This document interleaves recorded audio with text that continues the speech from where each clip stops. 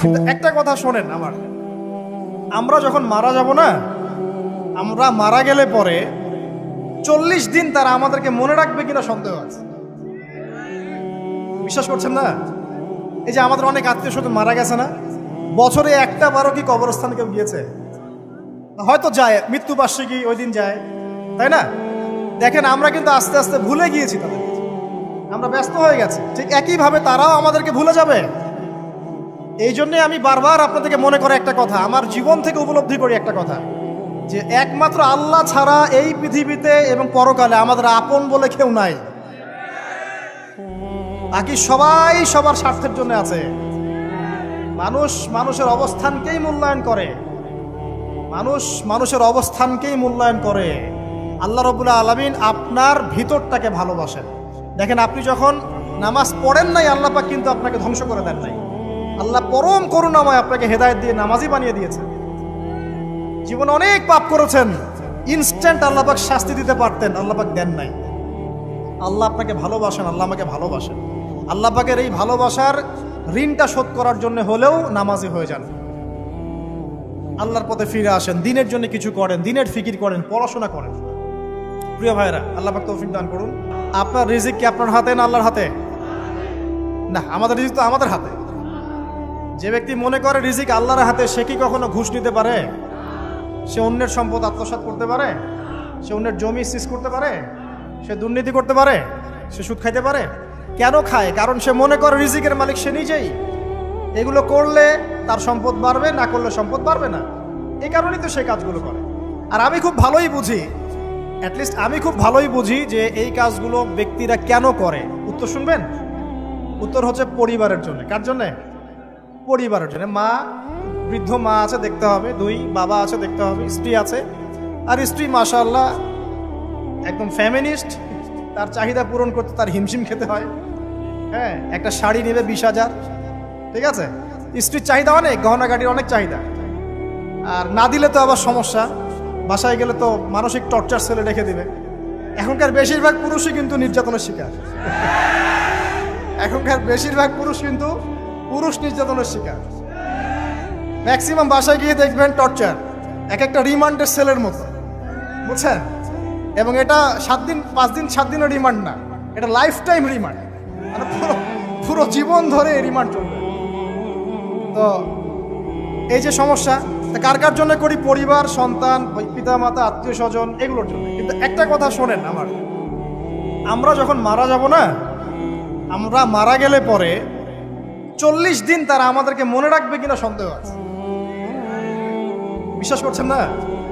এই যে আমাদের অনেক আত্মীয় স্বজন মারা গেছে না, বছরে একটা বারো কি কবরস্থানে কেউ গিয়েছে? হয়তো যায়, মৃত্যুবার্ষিকী ওই দিন যায়, তাই না? দেখেন আমরা কিন্তু আস্তে আস্তে ভুলে গিয়েছি তাদের, আমরা ব্যস্ত হয়ে গেছি। ঠিক একইভাবে তারাও আমাদেরকে ভুলে যাবে। এই জন্যে আমি বারবার আপনাদেরকে মনে করে একটা কথা, আমার জীবন থেকে উপলব্ধি করি একটা কথা, যে একমাত্র আল্লাহ ছাড়া এই পৃথিবীতে এবং পরকালে আমাদের আপন বলে কেউ নাই। বাকি সবাই সবার স্বার্থের জন্য আছে। মানুষ মানুষের অবস্থানকেই মূল্যায়ন করে, মানুষ মানুষের অবস্থানকেই মূল্যায়ন করে। আল্লাহ রাব্বুল আলামিন আপনার ভিতরটাকে ভালোবাসেন। দেখেন আপনি যখন নামাজ পড়েন নাই, আল্লাহ পাক কিন্তু আপনাকে ধ্বংস করে দেন নাই। আল্লাহ পরম করুণাময় আপনাকে হেদায়েত দিয়ে নামাজি বানিয়ে দিয়েছেন। জীবনে অনেক পাপ করেছেন, ইনস্ট্যান্ট আল্লাহ পাক শাস্তি দিতে পারতেন, আল্লাহ পাক দেন নাই। আল্লাহ আপনাকে ভালোবাসেন, আল্লাহ আমাকে ভালোবাসেন।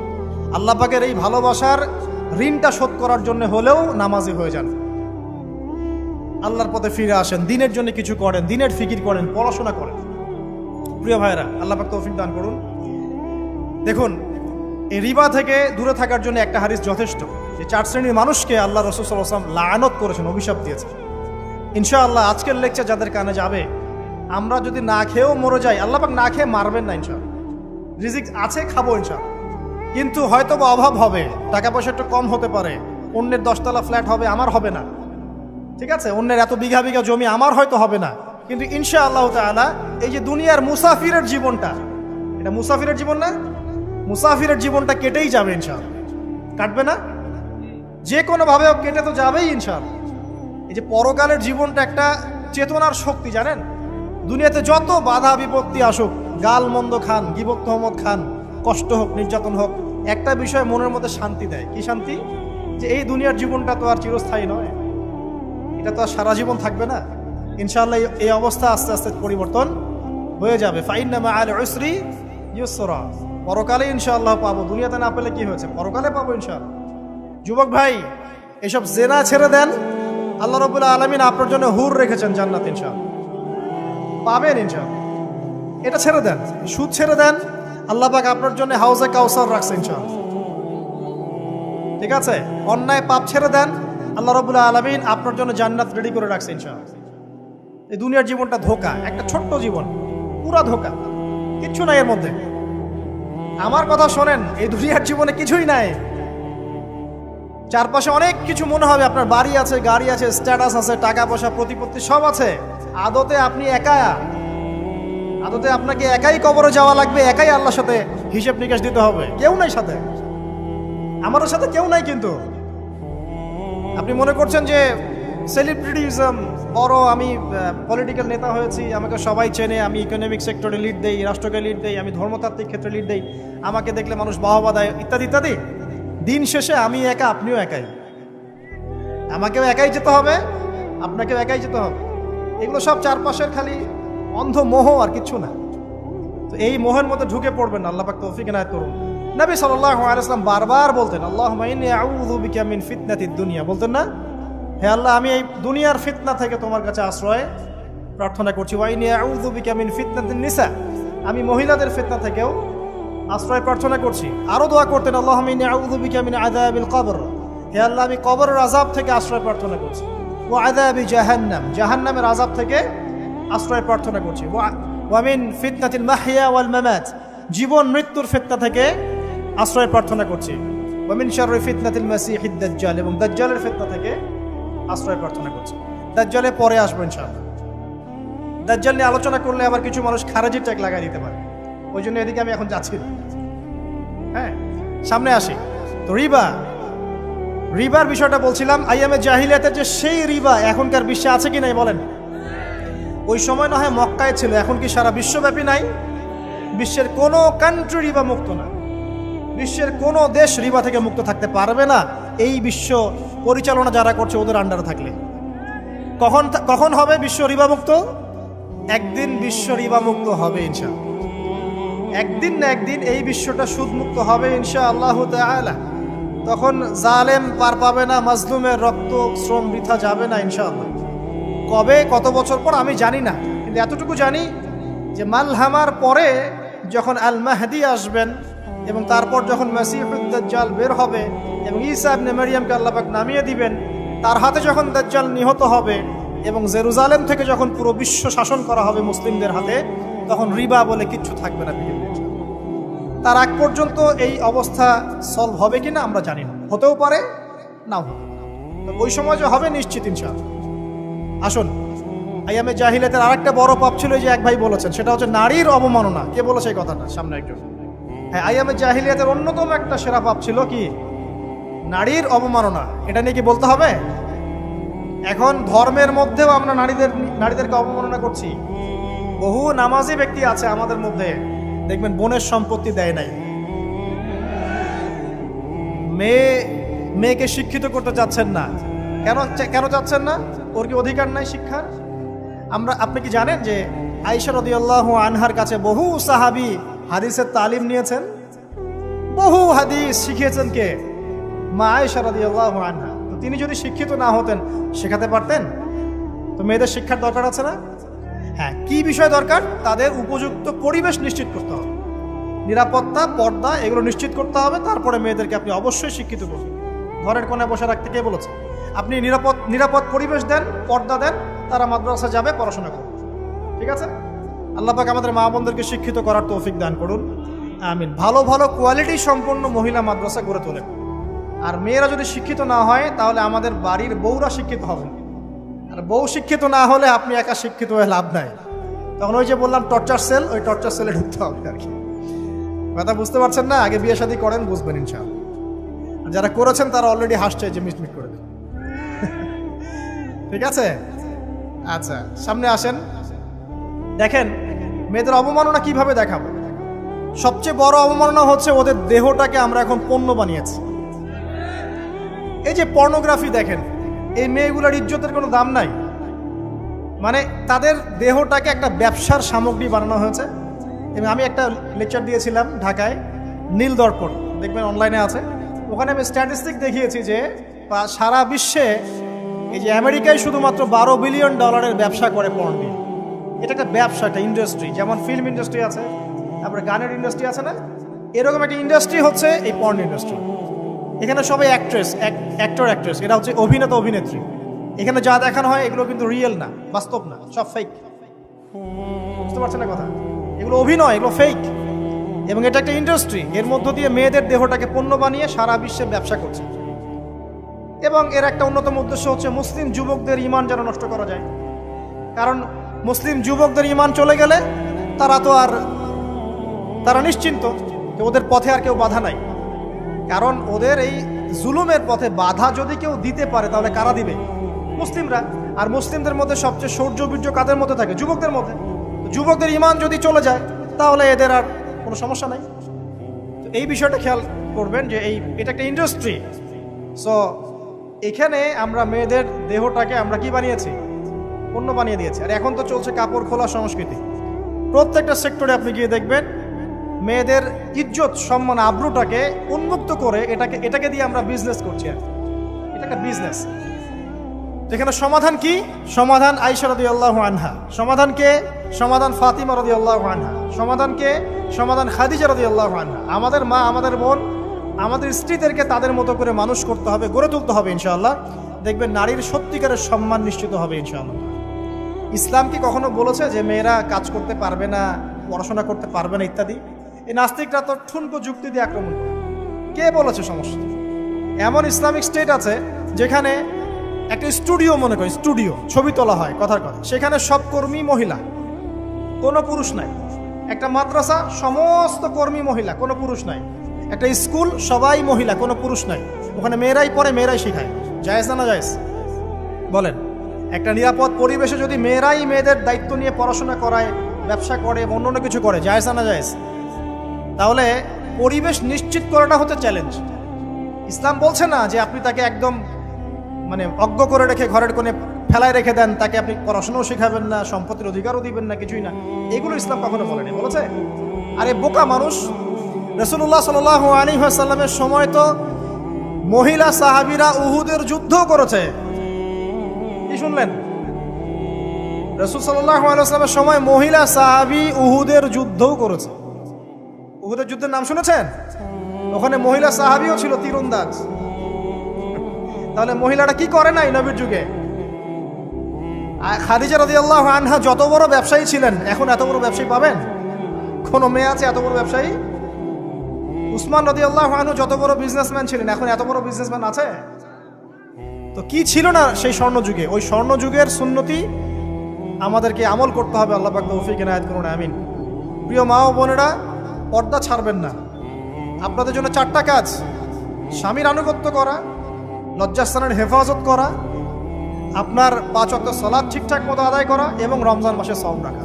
নবীজি বলেছেন সাল্লাল্লাহু আলাইহি ওয়াসাল্লাম, জান্নাতের যে কোনো দরজা দিয়ে ইচ্ছা আপনি প্রবেশ করতে পারবেন। আপনার জন্য সহজ। আর স্বামীর আনুগত্য বলতে আমি বুঝাইনি স্বামীর দাসত্ব করতে হবে, এটা বলিনি। এখনকার কিছু ফ্যামিলিস্ট মেয়ে আছে, ওরা আনুগত্য শব্দ মনে হয় যে দাসত্ব মনে হয়। আনুগত্য দাসত্ব এক জিনিস না। আনুগত্য কি? স্বামী কোরআন সুন্নাহর অনুকূলে কোনো কথা বলেছে, আপনি মানবেন। স্বামী বলছে পর্দা করো, তোমাকে ভালোবেসে বলছি তুমি পর্দা করো, তুমি আমার অনেক প্রিয় একজন মানুষ, তুমি বেপর্দায় বাইরে যাবা, লোকজন দেখবে, কেমন হয়? ঠিক আছে, তোমাকে তো আমি বিয়ে করেছি, তুমি আমার মানুষ, তোমাকে দেখবে কেন? ঠিক আছে। তো এখন স্বামী ভালো কথা বলেছে, আপনি শুনলেন, এটা আনুগত্য। আর ওই স্বামী যদি বলে আসো তো আমার কলিগরা এসেছে, তোকে খাবার সার্ভ করতে হবে, আসো খাবারটা পরিবেশন করো, এখন আপনি বেপর্দা হয়ে আপনার স্বামীর কলিগের সামনে খাবার পরিবেশন করতে শুরু করবেন, এটা কি আনুগত্য করতে হবে? এটা তখন আপনি আনুগত্য করবেন না। সিম্পল, কোরআন সুন্নাহর অনুগত কাজে আপনি স্বামীর আনুগত্য করবেন, বিপরীতে গেলে আপনি করবেন না। স্বামীর আনুগত্য মানে স্বামীর দাসত্ব নয়। আর এই হাদিসটা আপনি কেন ভুলে যান যে আল্লাহ রাসূল সাল্লাল্লাহু আলাইহি ওয়াসাল্লাম বলেছেন, আল্লাহ ছাড়া যদি কাউকে সেজদা করা যেত সম্মান বুঝাচ্ছেন। আল্লাহ ছাড়া যদি কাউকে সেজদা করা জায়েজ হতো, আমি মেয়েদেরকে বলতাম যেন স্বামীকে সেজদা করে। কেন? কারণ আপনাকে রেসপন্সিবিলিটি, আপনার খাবার, আপনার ফুড, আপনার শেল্টার, আপনার মানে পুরো দায় দায়িত্ব নিজের হাড় ভাঙা পরিশ্রম দিয়ে, জীবনের ঝুঁকি নিয়ে স্বামী আপনার জন্য করে। সে আপনার সম্মান পাওয়ার যোগ্য তো? সে কি আপনার সম্মান পাওয়ার যোগ্য নয়? আপনি যদি সম্মানের হক আদায় না করতে পারেন তাহলে আপনি অকৃতজ্ঞ। আর অকৃতজ্ঞ মেয়ে কখনো জান্নাতে যাবে? একটা হাদিসে আছে, বেশিরভাগ মেয়ে জাহান্নামে যাওয়ার অন্যতম কারণ হচ্ছে তারা স্বামীর সাথে কুফুরি করে। কি করে? মানে সারা জীবন স্বামী ভালোবেসে যায়, ভরণ পোষণ দিয়ে যায়, সব চাহিদা পূরণ করে যায়, একদিন দেখবেন কথা কাটাকাটি হয়েছে, ওই দিন বলে বসবে যে তোমার কাছে আমি কিচ্ছু পাই নাই ছাড়া। এই যে কুফুরি, এই কারণে তারা জাহান্নামে যেতে পারে বেশি। আল্লাহ হেফাজত করুন। আরেকটা কারণ হচ্ছে যে বেপর্দা। আপনাকে 4টা মূলনীতি ফলো করতে হবে। 1, এমন কোনো পোশাক পরবেন না যে পোশাকটা আটো সাটো, যেটা পরলে আপনার গায়ের কাঠামো বোঝা যায়। এটা বোরখা হলেও পরা যাবে না। আমি কি বুঝাতে পারছি? ডিজিটাল বোরখা দেখেন নাই? দেখছেন? মাশাআল্লাহ। আর কারা কারা দেখছেন? এদিকে চোখ বেশি যায় না? আচ্ছা, এমনি দেখা যায়, চোখ দিতে হয় না, এমনি দেখা যায়। ডিজিটাল বোরখা চলবে না, ডিজিটাল বোরখা চলবে না। আমার মত, এটা আমি মত দিচ্ছি, আমি আল্লাহর রাস্তায় সময় দিয়েছি অনেক দিন, এবং এখানে যে পর্দাটা শেখানো হয় এরকম পর্দা আমি অন্য কোথাও দেখিনি। এত চমৎকার পর্দা শেখানো হয়। কারা কারা সময় লাগিয়েছেন? 3 দিন 7 দিন সময় দিয়েছেন কারা কারা? বেশিরভাগই দেন নাই। সমস্যা নাই, দিতে হবে। আমি বাধ্যতামূলক বলিনি আপনাকে, বলেছি এখানে পর্দা শেখানো হয়, চমৎকার পর্দা শেখানো হয়, যে এখানে চোখটা পর্যন্ত তাদের ঢেকে রাখার তালিম দেওয়া হয়। যাই হোক, যেখানেই শেখেন অ্যাটলিস্ট পর্দাটা শিখলেই হলো। এমন পোশাক হবে না যেই পোশাকটা আটো সাটো, যেটা পরে আপনার গায়ের কাঠামো বোঝা যায়। 2 নম্বরে, এমন পোশাক পরা যাবে না যেই পোশাকটা পরলে বাহির থেকে ভিতরের অঙ্গ দেখা যায়। দেখেছেন? দেখেন নাই? দেখছেন হুজুর? আচ্ছা, আপনারা তো সব দেখেন দেখি। তারপরে 3 নাম্বার, এমন পোশাক পরা যাবে না যেটা অমুসলিমদের সাথে সাদৃশ্য আছে। কথা বুঝতে পারছেন? অমুসলিমদের ধর্মীয় বিষয়ের সাথে সাদৃশ্য আছে এমন পোশাক মুসলিম মেয়েদের পরা যাবে না। এর মানে এই নয় যে অন্য ধর্মকে আপনি আক্রমণ করবেন, এটাও নয়। যে যার ধর্ম তাদের স্বাধীনতা মতো পালন করবে। মুসলিমরা বাধা দিবে? দিবে না। মুসলিমরা দাওয়াত দিতে পারে। কি করতে পারে? দাওয়াত দিতে পারে যে ভাই, যে লা ইলাহা ইল্লাল্লাহর কনসেপ্ট আপনাকে বুঝাচ্ছি, আল্লাহ ছাড়া কোনো মাবুদ নাই, মুহাম্মদ সাল্লাল্লাহু আলাইহি ওয়াসাল্লাম সর্বশেষ রাসূল, এই কোরআন পড়ুন, হাদিস পড়ুন, দেখুন এটাই হচ্ছে মানবতার মুক্তির সনদ। এরপর যদি সে ইসলাম কবুল করে আলহামদুলিল্লাহ, যদি না করে এর হিসাব কে দিবে? সে নিজে দিবে। এর হিসাব কি আমাকে দেওয়া লাগবে? দেওয়া লাগবে না। তো অমুসলিমদের সাথে সাদৃশ্য আছে এমন পোশাক চলবে না। আর 4 হচ্ছে, পুরুষরা মেয়েদের পোশাক পরতে পারবে না, মেয়েরা পুরুষদের পোশাক পরতে পারবে না। জি, আপনাদেরকেই বলছি, আপনারা জিন্স পরতে পারবেন না, মেয়েদেরকে বলছি, এবং টি শার্ট পরতে পারবেন না। আপনারা ওই যে যা ইচ্ছা তাই ড্রেস পরে বলবেন যে 1000 বছরের সভ্যতা সংস্কৃতি, এসব বাজে কথা চলবে না এখানে। এটা 1000 বছরে কোনোদিনও আমাদের দাদা নানিরা এগুলা কখনো পরে নাই। করছে? আপনার দাদি কখনো এরকম পরছিল শাড়ি? তো যে বললো 1000 বছর থেকে পরে আসতেছে নাকি? সুবহানাল্লাহ। তো এখানে বিষয়টা হচ্ছে, পুরুষ মেয়ের পোশাক পরতে পারবে না, মেয়ে পুরুষের পোশাক পরতে পারবে না। আমি খুব সংক্ষিপ্ত করে আপনাকে কোরআন সুন্নাহ থেকে 4টা মূলনীতি বলে দিলাম। এই 4টা মূলনীতি কোরআনেও আছে, হাদিসেও আছে। আসেন, এই যে নারীর অবমাননা, এই বিষয়টা আইয়ামে জাহিলিয়াতে যেমন ছিল, এখন দেখবেন আরো বড় পরিসরে এসেছে। আসে নাই? এই যে ফ্যাশন শো, দেহের প্রদর্শনী, বিভিন্ন ফিল্মস দেখবেন, ফিল্ম ইন্ডাস্ট্রিজে দেখবেন, মিউজিকে দেখবেন, পর্নে দেখবেন, মেয়েদের দেহটাকে নিয়ে ব্যবসা করা হচ্ছে। আগে তো না হয় কন্যা সন্তান হলে জীবন্ত পুঁতে ফেলতো নাকি? এখন যদি গর্ভের বাচ্চা মেয়ে জানে, অনেকে আগেই মেরে ফেলে। বোঝেন নাই মনে হয়? অনেকে যদি জানে যে গর্ভে মেয়ে সন্তান আছে, আগেই মেরে ফেলে। এমন অনেক দেশ আছে, আমি নাম বলছি না দেশের সঙ্গত কারণে, যে সেই দেশে এরকম মেয়ে সন্তানকে এই যে খালাস করে ফেলার, নষ্ট করে ফেলার, ভ্রূণ নষ্ট করার আলাদা ক্লিনিক আছে, আলাদা হসপিটাল আছে। বলে নাউজুবিল্লাহ। তো আসলে ওই 1450 বছর আগের মানুষটা বেশি বর্বর ছিল না আমরা বেশি বর্বর? এই যে অধিকারের কথা বলে বলে আমরা মেয়েদের দেহটাকে নিয়ে এখন মস্করা করছি, তামাশা করছি। সবচেয়ে সেরা অধিকার কোথায় পাবে? কোরআনে পাবে, হাদিসে